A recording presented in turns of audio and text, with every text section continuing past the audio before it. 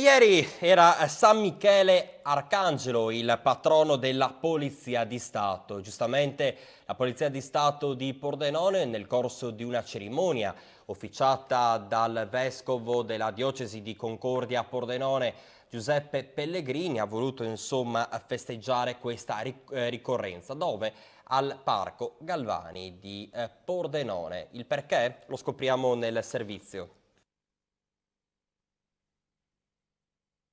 C'ha proprio un significato simbolico l'aver voluto celebrare oggi il patrono della Polizia di Stato, San Michele Arcangelo, qui al Parco Galvani.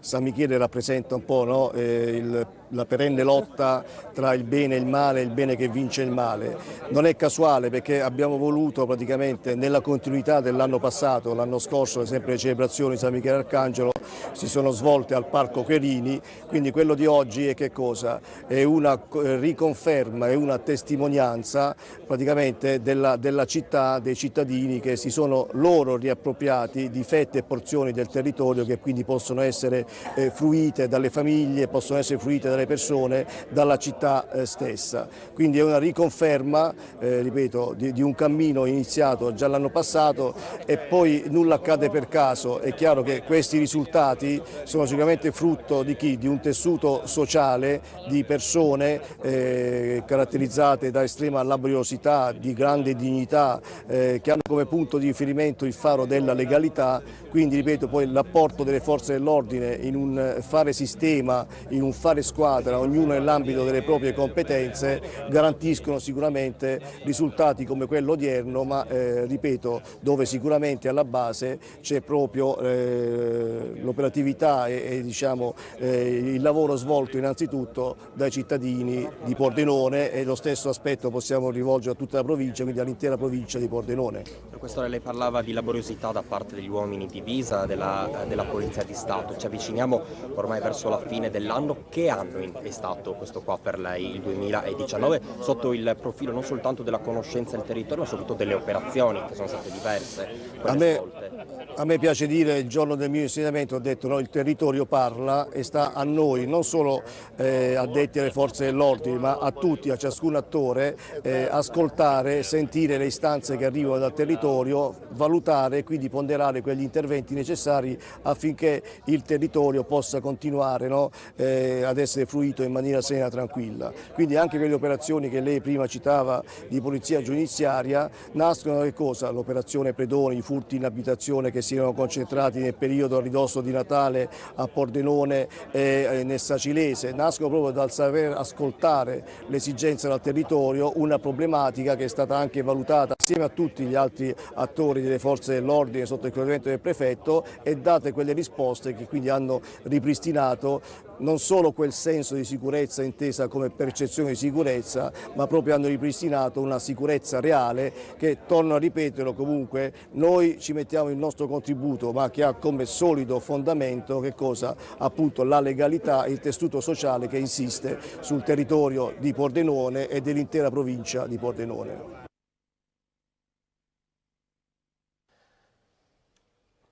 Presente anche il signor prefetto della provincia di Pordenone, la dottoressa Maria Rosaria Maiorino. Tra altre cose, lei arriva dalla polizia. Allora sentiamo che senso ha il patrono, insomma, San Michele Arcangelo, per lei che ha vestito proprio la divisa stessa della Polizia di Stato. Signor Prefetto, una ricorrenza importante come si diceva, tra altre cose è da sottolineare che lei arriva dalla Polizia di Stato, quindi sente ancora più propria questa cerimonia. Che cosa ci può dire effettivamente a consuntivo? Abbiamo sentito delle parole importanti da parte del Questore, ma soprattutto lei che città vede in questo momento, Pordenone? Sì, oggi è la ricorrenza di San Michele Arcangelo, un santo a me particolarmente caro perché, come ha detto lei, provengo dalla Polizia di Stato. È un momento di festa, ma anche un momento di preghiera, di raccoglimento e di ricordo anche di coloro che hanno sacrificato la loro vita nell'adempimento del dovere. Questa festa oggi assume valenza particolare perché è stata fatta in questo Parco Galvani, che nei mesi scorsi è stato oggetto di tante discussioni, e quindi è una festa dall'alto valore simbolico, a testimonianza del fatto che la polizia, le forze di polizia in genere, le istituzioni sono presenti soprattutto laddove sono sempre presenti e ovunque, ma sono presenti maggiormente laddove c'è la richiesta di aiuto. È stato fatto un lavoro eccellente in questo Parco Galvani, e quindi questa porzione di territorio è stata restituita legittimamente ai cittadini. Andiamo allora con il dottor Raffaele Padrone, vice segretario nazionale di FSP Polizia di Stato. Ieri, tra altre cose, l'anniversario, tra altre cose, di nozze, di matrimonio, no? 29 anni, diciamo che di sopportazione da parte della moglie, no? Ovviamente, insomma, un abbraccio affettuoso alla moglie di Raffaele Padrone, insomma, 29 anni di matrimonio. Diciamo così, insomma, la celebrazione di San Michele Arcangelo, lei che è poliziotto, insomma, un valore importante anche per lei. Abbiamo visto, insomma, oggi le celebrazioni a Pordenone, la comunità che ha fatto proprio nuovamente uno spazio importante come il Parco Galvani, verrebbe da dire con pochi uomini, e lei lo dice praticamente ogni settimana qua, la polizia e tutte le forze, insomma, dell'ordine impegnate stanno facendo comunque un lavoro importante, no? Cosa ne pensa? Beh, grazie intanto per gli auguri. Ieri si è festeggiato il 70° anno del patrono della polizia, oggi la ricorrenza, i festeggiamenti, perché chiaramente ieri era domenica e quindi le questure non potevano organizzare quello che in tutta Italia è stato organizzato oggi. Direi innanzitutto, vorrei ricordare un grande connubio con quello che è la religione storica, e quindi il fatto di aver scelto questo patrono, il San Michele, che è l'arcangelo che è riuscito a sconfiggere i demoni del diavolo, e quindi la sentinella, così ricordata. Anche mi pare che oggi il vescovo abbia ricordato la sentinella della legalità, come il questore stesso nel suo discorso oggi ha parlato di sentinelle di legalità. In effetti non possiamo togliere quello che i miei colleghi ogni giorno sulla strada fanno, essere la sentinella di questa legalità. Lei ricorda purtroppo quello che io dico da tantissimo tempo, perché ormai anche la città di Pordenone, vede, il questore ha voluto ricordare questo patrono nei nostri parchi, perché effettivamente la città si è ripresa il proprio territorio.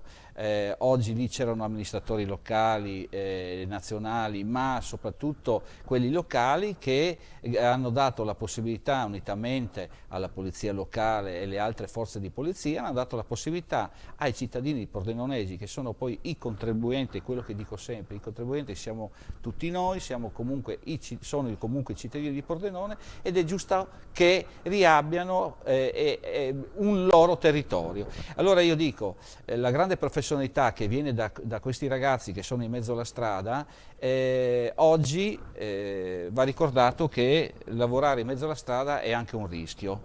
Si ricordava, ripeto, oggi nella messa, si è ricordato dei colleghi caduti, perché oggi poi principalmente si ricordano anche quei colleghi caduti, ma anche si ricorda la famoso Fidelity, che per le famiglie chiaramente che volevano o che hanno visitato i nostri uffici, oggi c'era questa apertura, quindi la vicinanza anche non solo alla popolazione, ma anche alle famiglie dei colleghi che ogni mattina indossano la divisa, partono, escono di casa, con sempre il rischio. Ormai non c'è più la città, certo, perché una volta c'era una distinzione, le questure di serie A, le questure di serie B, veramente, ma in forma così di classifica nella pericolosità. Oggi ditemi qual è la città che, con questi signori che girano, tra le altre cose, molto aggressivi. Abbiamo avuto aggressione a Pordenone. Quanti omicidi abbiamo avuto a Pordenone che non erano decenni che non avevamo decenni che non avevamo omicidi, non si sentiva parlare forse del caso Anna Laura,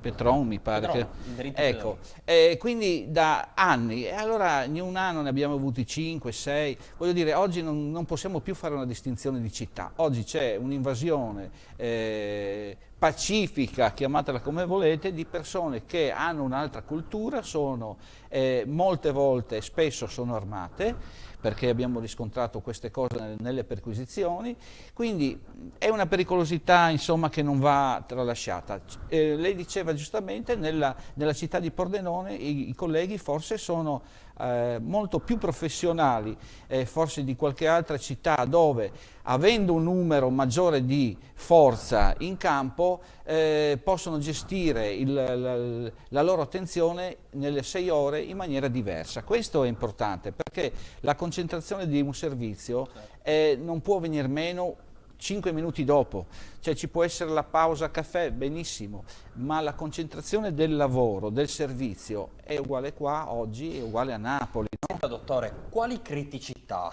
lei da operatore di polizia riscontra ancora nella città? Abbiamo visto Parco Galvani che è stato restituito in parte, magari non al 100%, all'80% certo, alla comunità, però il sindaco, che poi andremo ad ascoltare nel prossimo servizio, parlava di situazioni che risultano perfino difficili da gestire, i cosiddetti incalliti, gli irriducibili, no? Che da 20 anni, 30 anni perseverano, no? Nella soluzione di sostanze facenti. L'altro giorno io lo chiamo ragazzo perché insomma ha poco meno di 40 anni, che è morto probabilmente di overdose nel parcheggio di via Oberdan, no? Situazioni che i servizi sociali tengono monitorate 365 giorni all'anno. Ecco, lei da operatore di polizia, che situazioni critiche vede ancora nella nostra città?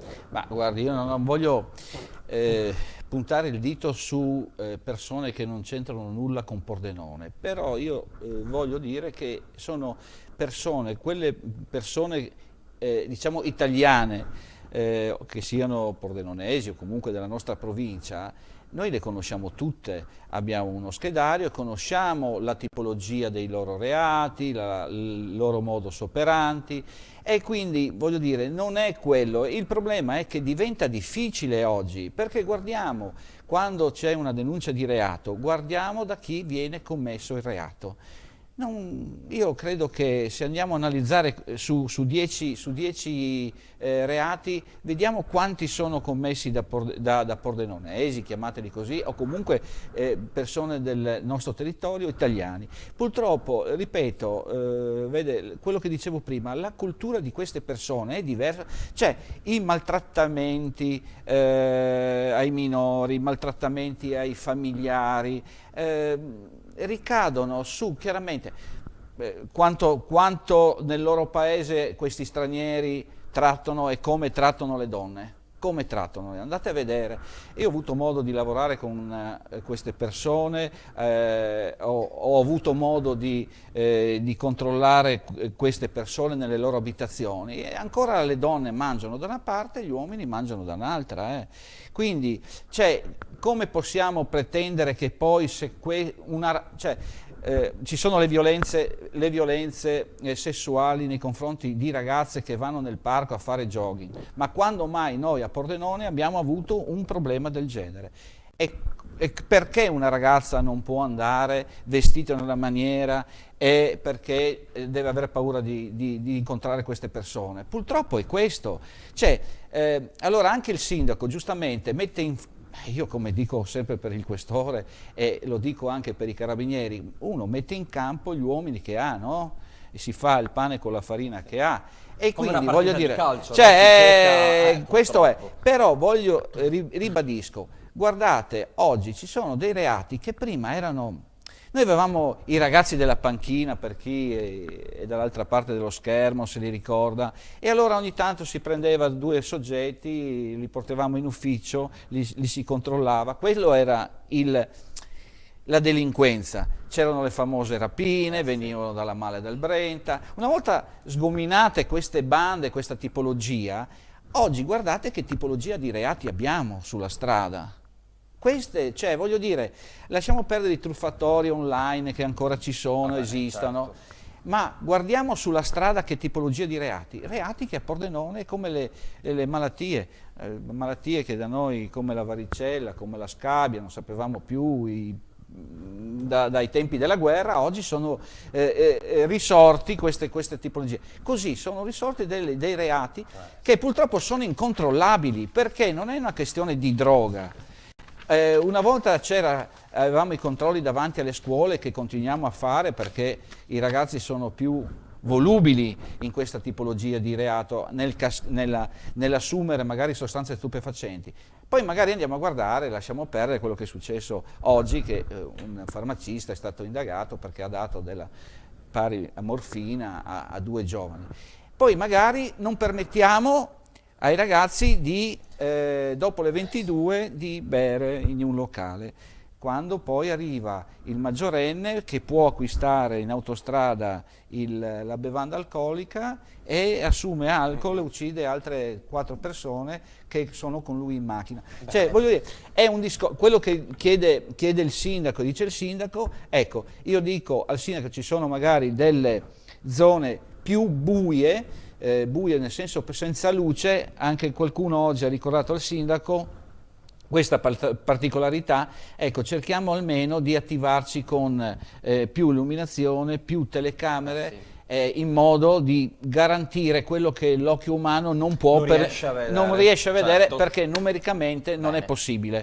Ma comunque quello che dico, e concludo, e ne parleremo ancora, direttore, di questa cosa, noi possiamo mettere in strada milioni di poliziotti, ma se non ci sono delle leggi speciali che ci permettano di arrestare e di procedere in maniera legale contro queste persone, noi possiamo mettere in strada quello che vogliamo, perché tanto se io li arresto escono dopo un quarto d'ora. È come scusate, il cane che si morsica, no? Sono qua a raccontare fesserie, invece parliamo di cose serie, ne parleremo ancora, magari perché credo che chi è dall'altra parte del teleschermo abbia un interesse particolare, insomma, a poter camminare la sera, al pomeriggio, per la propria città. Senza l'incubo. Ma sì, senza la paura, perché poi c'è l'intervento della polizia lì, e cosa fa? Ero l'altro giorno al bar la mattina, parlavo con l'esercente che era detto sesso femminile, io sono costretto a Pordenone a girare con lo spray urticante nel... Cioè, ma io non credo che sia una cosa normale, non è forse no? normale, forse per l'amor di Dio abbiamo tutti in questi mesi a infondere l'allarmismo, l'insicurezza o altro, però credo che poi uno ascolta il telegiornale, guarda la TV, si rende forse conto che è meglio prevenire che poi curare. Sì. Grazie allora al dottor Raffaele Padrone, vice segretario nazionale di FSP Polizia di Stato. L'avevamo annunciato, allora sentiamo le dichiarazioni oggi del sindaco della città di Pordenone, Alessandro Ciriani, che proprio parla di sicurezza e di prevenzione di alcuni fenomeni.